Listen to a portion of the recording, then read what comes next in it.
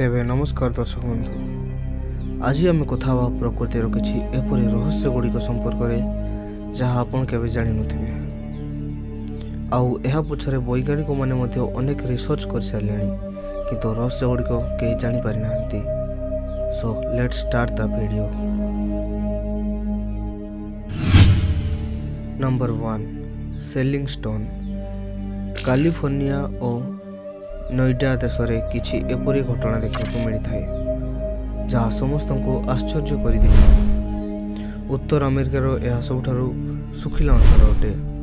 तेबे एठाकार पत्थर बिना किसी सहायता चलती हेले पत्थर चलुथवार कहीं देखी नांती, किंतु पत्थर गुड़िकर पछरे यार चलुथवा बा घसड़ी घसड़ी एते दूर अतिक्रम करिवार चिन्ह यार प्रमाण अटे। तेबे अनेक लोक भावुथिबे यह मनीष बा अन्य कौन जीवों काम हो, तेबे यह भूल अटे कारण एत बड़ मरुभूमि रे यही पत्थर छड़ा अन्य कौन जीवर चिन्ह देखा मिलेनी। तेबे यह पाई मध्य रिसर्च चली।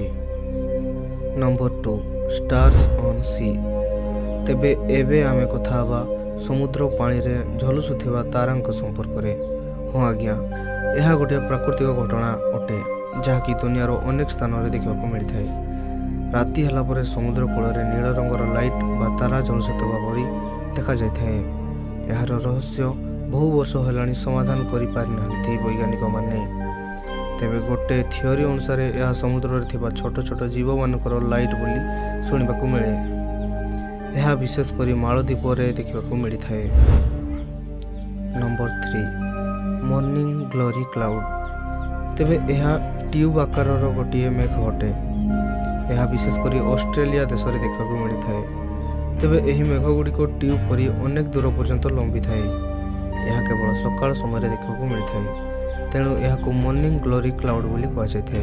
यही मेघ गुड़िक तैयारी होवार किसी स्पष्ट कारण जना पड़ना, किंतु कहुए जे एठाकार पवन बा वायु एथिपाई दायी अटे।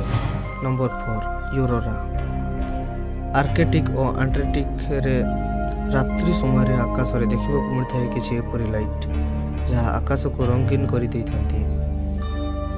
तेबे मन को लोभाउथवा यह लाइट गुड़िक सूर्यर इलेक्ट्रिक चार्ज पृथ्वी सहित जब धक्का खाई थाए तेबे आकाश में किसी एपरी देखा मिलता है।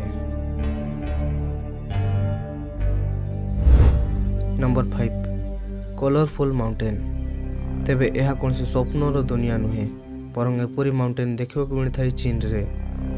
यार पहाड़ गुड़िक अनेक रंगर रंगित होता, तेणु यह इंद्रधनुर पहाड़ कहुए। तेबे एथिपाई यह फेमस अटे। सारा विश्वर लोक मैंने यह देखा एठाकू जाती।